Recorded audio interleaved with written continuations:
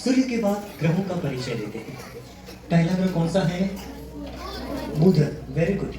सौरमंडल का सबसे छोटा और सूर्य से सबसे निकट का ग्रह है बुध, मर्क्यूरी।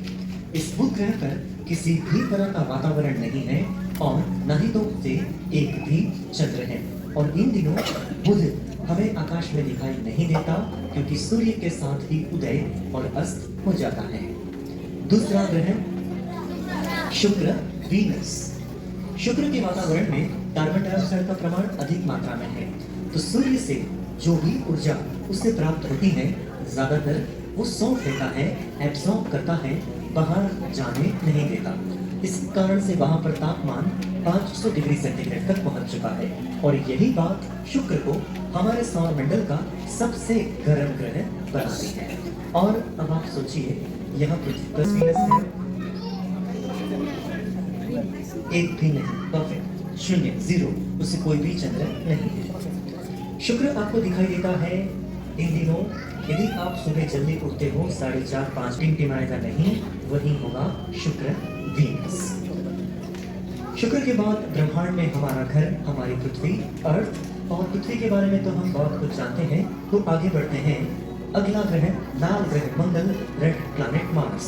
दिखने में लाल रंग सा दिखाई देता है क्योंकि मंगल ग्रह की मिट्टी में जंग, रस्ट पाया जाता है। रस्ट को टेक्निकल लैंग्वेज में कहते हैं आयरन ऑक्साइड। और मंगल को कितने चंद्र हैं? 2, डाइमोस एंड फोबोस। अब है वो, ये उसी मंगलयान की देन है। मंगल के बाद बहुत सारे पत्थरों के टुकड़े आते हैं, इनको क्या कहेंगे? लघु ग्रह, एस्टेरॉइड्स। और उनके बाद सौरमंडल का सबसे बड़ा ग्रह गुरु, जुपिटर। अब ये बड़ा तो इतना बड़ा है कि गुरु ग्रह के अंदर पृथ्वी जैसे 1300 ग्रहों को हम रख सकते हैं। इतना बड़ा गुरु का कण है, वॉल्यूम है। और गुरु को आज अपने कम से कम 95 प्राकृतिक उपग्रह हैं, एटलीस्ट 95 नेचुरल सैटेलाइट्स। सबसे सुंदर ग्रह शनि, सैटर्न। शनि दिखने में बहुत सुंदर है, जिसका कारण है शनि के वलय, रिंग्स ऑफ सैटर्न, जो बर्फ और धूल के टुकड़े हैं। और शनि को आज सौरमंडल में सबसे ज्यादा चंद्र हैं, उनकी संख्या है 145, 145।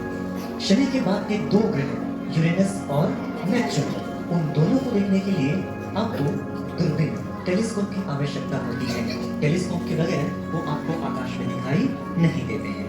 उनमें से यूरेनस को अपने 27 चंद्र हैं, 27 मून्स, नेपच्यून को 14, 40। और प्लूटो भी ग्रह है क्या?